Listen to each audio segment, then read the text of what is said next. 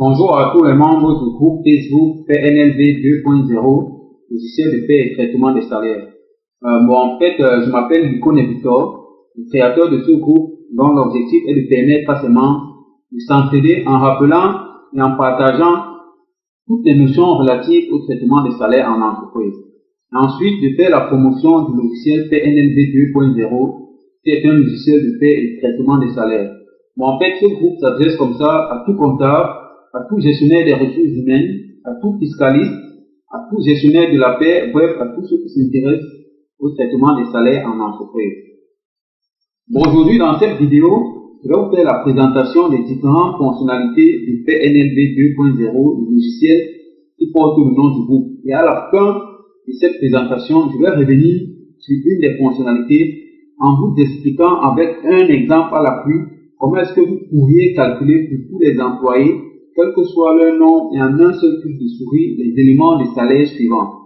Le salaire de base, le salaire taxable, le salaire cotisable plafonné, l'IRPP, les centimes additionnels communaux, la taxe de développement local, la redevance audiovisuelle, le crédit foncier par salarial, la CNPS salariale, le crédit foncier par patronal, le Fonds national de l'emploi, le net à payer s'il n'existe pas un autre type de revenu.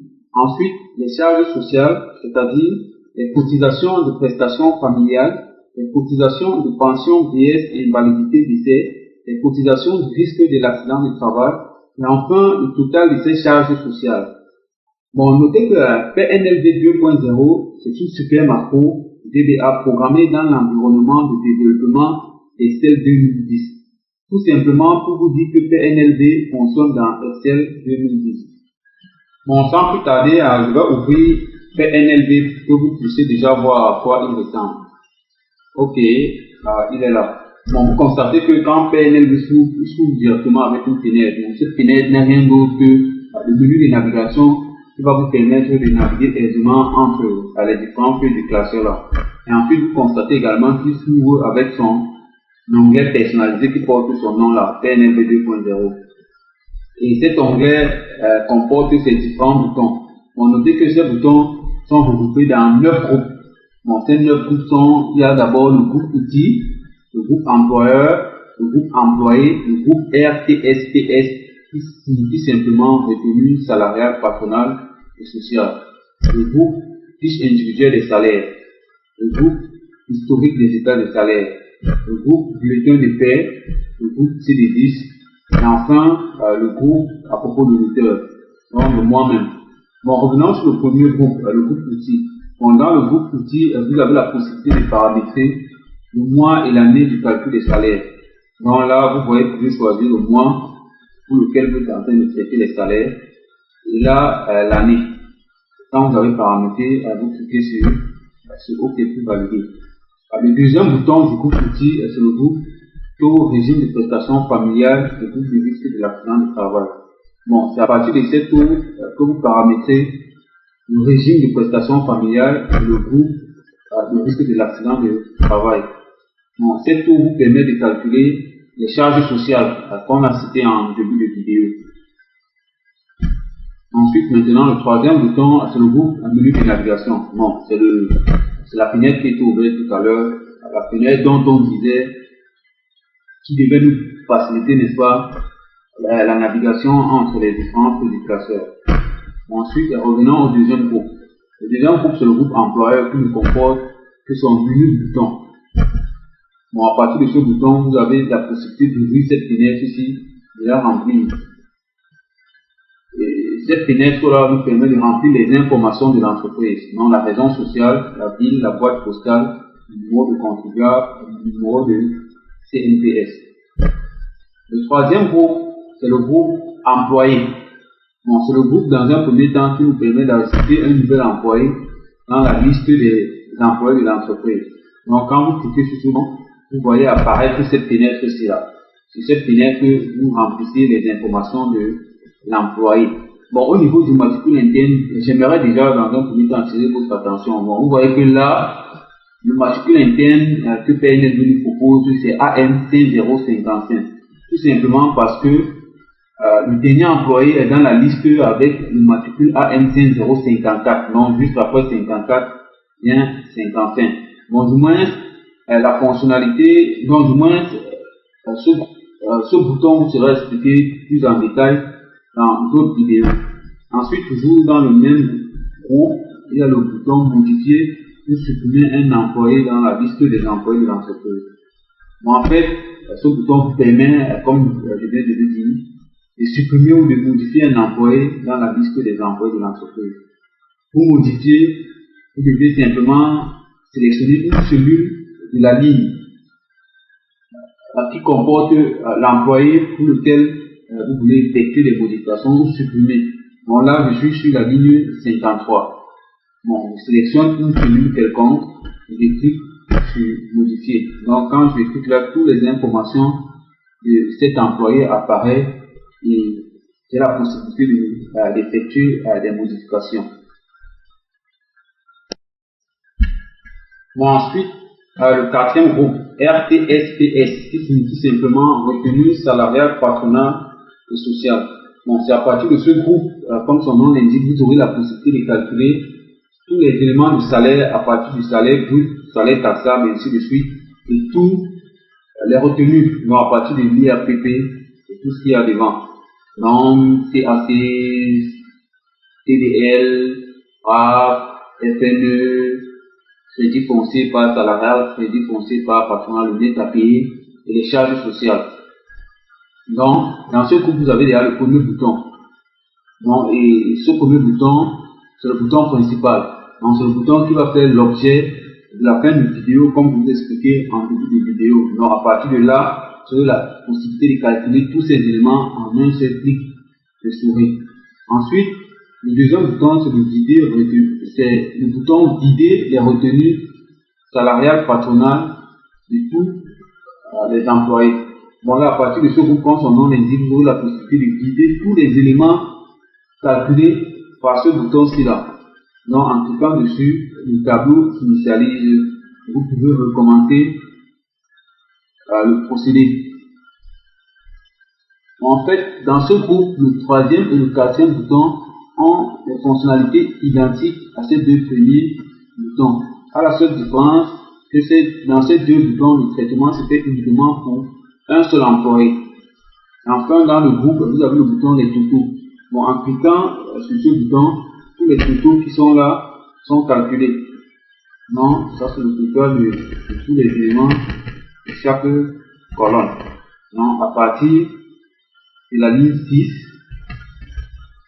à partir de la ligne 6 là, à partir de la ligne 6 là, jusque là en bas. Donc, vous avez le total pour tous ces éléments bien sur le coup. Bon, venons dès à présent sur le groupe 5, le groupe fiche individuelle de salaire. Bon, en fait, c'est à partir de ce groupe que vous aurez la possibilité de remplir les fiches individuelles de salaire du mois. Bon, notons que les fiches individuelles de salaire ne sont que des fiches qui récapitulent pour tous les employés et pour chaque mois les éléments de salaire et de retenue calculés depuis le début de l'exercice. Bon, cette fiche ressortent ainsi le cumul de chaque élément de salaire et de retenue calculé depuis le début de tous les employés. Vous pourrez alors, par exemple, concernant l'IRPP, connaître le montant total de l'IRPP supporté par un employé depuis le début de l'exercice. Donc, lorsque vous cliquez sur ce bouton, vous verrez comment toutes les fiches seront en train de se remplir automatiquement. Ensuite, vous avez le bouton guider les fiches individuelles de salaire du mois.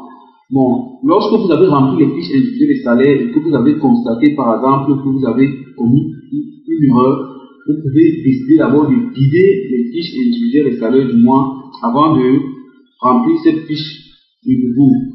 D'où l'utilité de ce bouton. Et ensuite là, vous avez le bouton remplir la fiche individuelle du mois pour un employé et vider la fiche individuelle du mois pour un employé. Vous voyez donc que ces deux boutons-ci là ont pratiquement la même fonctionnalité que ces deux boutons-ci, à la seule différence que ces deux boutons concernent le remplissage et le vidage des fiches individuelles de salaire pour un employé. Et ensuite, là, vous avez le bouton rechercher une fiche individuelle des salaires. Bon, dans la feuille des fiches individuelles des salaires, vous aurez généralement en présence des centaines, voire des milliers de fiches. Ceci dépend du nombre d'employés dans votre entreprise. Bon, pour retrouver facilement une fiche dans cette multitude de fiches, vous devrez utiliser cette fonctionnalité-ci-là pour retrouver aisément une fiche. Et ensuite, vous avez le groupe historique des états des salaires. Son premier bouton, c'est le bouton ajouter la feuille des états des salaires à l'historique des états des salaires. En fait, lorsque vous êtes dans la feuille des états des salaires, donc cette fiche-là, quand vous avez fini de calculer, n'est-ce pas, tous les éléments des salaires et tous les retenus, vous pouvez avoir envie de conserver cette feuille-là pour une utilisation ultérieure. Donc, lorsque vous cliquez sur ce bouton-là, l'état des salaires du mois se téléporte automatiquement dans l'historique des états des salaires. Donc, vous allez remarquer qu'au fur et à mesure des mois que vous cliquez sur ce bouton, les fiches s'ajoutent au fur et à mesure. Et ensuite, le deuxième bouton, c'est le bouton guider l'historique des états des salaires. Bon, vous allez constater que depuis le début de l'année, vous ajoutez l'état des salaires à l'historique des états des salaires. Donc, en fin d'année, vous avez fini d'ajouter tous les états des salaires dans l'historique des états des salaires. Donc, pour recommencer dans un nouvel exercice, vous aurez besoin de vider totalement la feuille des historiques des états des salaires. Donc, vous l'utilité de ce bouton-ci. Donc, en cliquant dessus, vous allez voir que toute cette feuille-là va s'initialiser et vous aurez donc la possibilité de recommencer le remplissage de la feuille des états des salaires. Bon, venons dès à présent sur le 7e groupe, le groupe bulletin de paie. Bon, à partir de ce groupe, vous aurez la possibilité déjà, à partir de son premier bouton, de mettre tous les bulletins de paie pour tous les employés. Donc, quand vous cliquez dessus, tous les bulletins de paie sont générés. Les bulletins de paie sont remplis avec les informations, les différents éléments de salaire et les différents retenus calculés. Et juste en bas de chaque bulletin, vous avez le montant en lettres qui est aussi généré.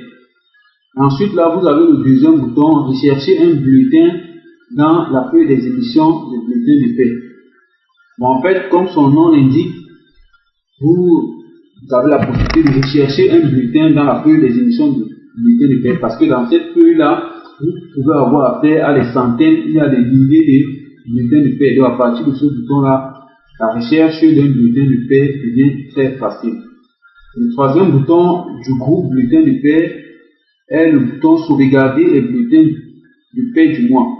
Bon, en fait, quand vous avez fini de générer les bulletins de paie pour tous les employés, vous avez envie de sauvegarder tous ces bulletins de paie pour une utilisation future. Donc, quand vous cliquez là, une feuille est créée automatiquement et conserve en intégralité tous les bulletins de paie que vous venez de mettre. Ensuite, le quatrième bouton, le bouton vider la feuille des émissions de bulletins.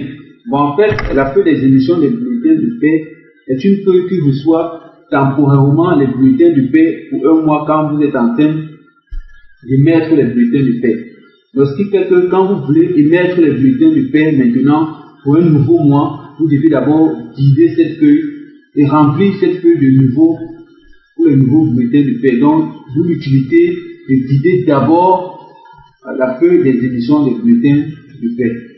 Ensuite, maintenant, le bouton créer le bulletin de paie d'un employé. À la différence de ce bouton-là qui permet de mettre le bulletin de paie pour tous les employés, ce bouton-là lui permet de créer le bulletin de paie uniquement pour un employé en créant une feuille dans le classeur. Et là, la recherche d'un bulletin de paie. Bon, là, à partir de ce bouton-là, vous avez la possibilité de retrouver facilement les bulletins de paie qui ont été créés à partir de ce bouton-là. Et enfin, le dernier bouton qui est sous forme de menu, c'est le menu qui vous permet de retrouver l'intégralité des bulletins de paie qui ont été conservés. Parce qu'au fur et à mesure vous conservez les bulletins de paie. Une feuille se crée pour conserver l'ensemble des bulletins de paie.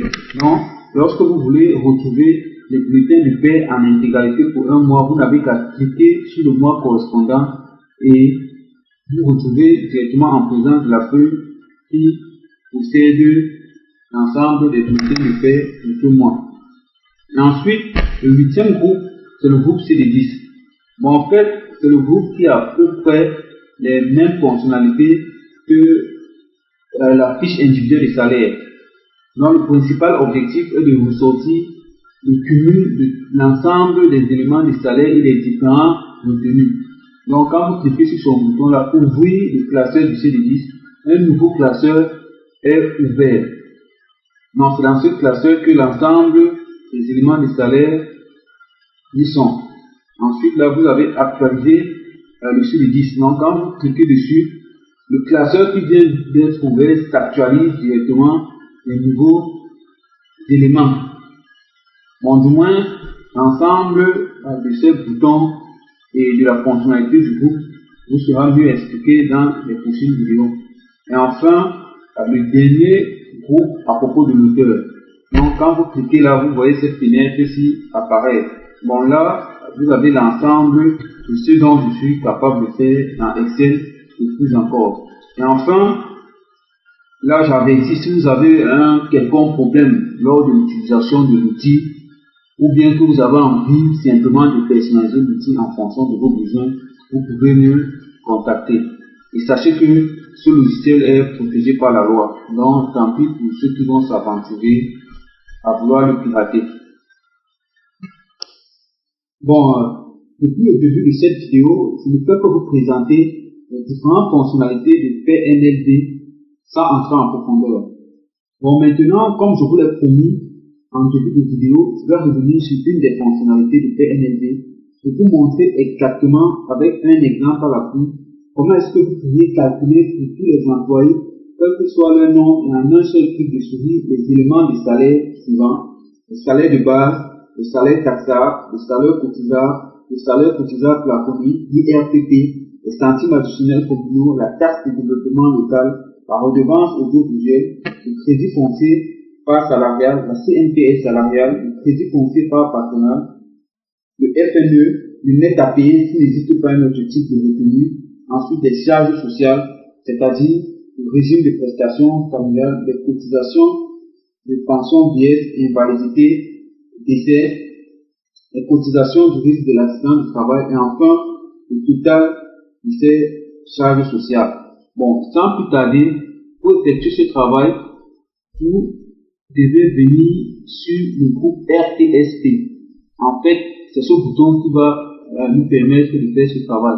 Bon, avant cela, j'aimerais vous rappeler que les éléments de salaire que voici à partir du salaire brut ne sont pas générés au hasard. Ces éléments ne proviennent que de certains éléments du salaire que vous aurez au préalablement remplis, tels que le salaire de base, le transport, l'ancienneté, le logement, les salariés, le congé et tout autre élément que vous aurez ajouté dans les éléments du salaire. Quand vous avez donc fini de remplir tous ces éléments du salaire, vous venez cliquer sur ce bouton. Bon, auparavant, je vais d'abord guider le tableau puisque ces valeurs ont déjà été calculées. Bon, quand le tableau est dit comme ça, vous venez vous cliquer sur calculer les retenues salariales, patronales et sociales. Vous voyez donc que tous ces éléments sont calculés automatiquement. Dans le cas d'espèce, il s'agit du calcul des retenues salariales, patronales et sociales pour 53 employés. Donc, le calcul s'est fait à partir du salaire brut jusqu'au total ici là. Donc, juste après le calcul des charges sociales. Donc, notez que le total que vous avez à ce niveau-ci ne provient que du total de ces trois valeurs ici là. Bon, maintenant, nous sommes en fin de vidéo. J'espère que cette vidéo vous a plu et que vous avez aimé apprendre davantage de PNLD 2.0 et cet outil. Bon, maintenant, je vous invite à nous rejoindre dans notre groupe Facebook PNLD 2.0, logiciel de paie et traitement des salaires. Et qu'ensemble, nous puissions échanger tout ce que nous connaissons dans le domaine de la paie, du traitement des salaires en entreprise. Bon, tous ceux qui veulent obtenir cet outil peuvent nous contacter au numéro de téléphone qui apparaît au coin gauche de votre écran. Bon, sur ce, je vous dis très prochainement pour d'autres vidéos. Ciao, ciao.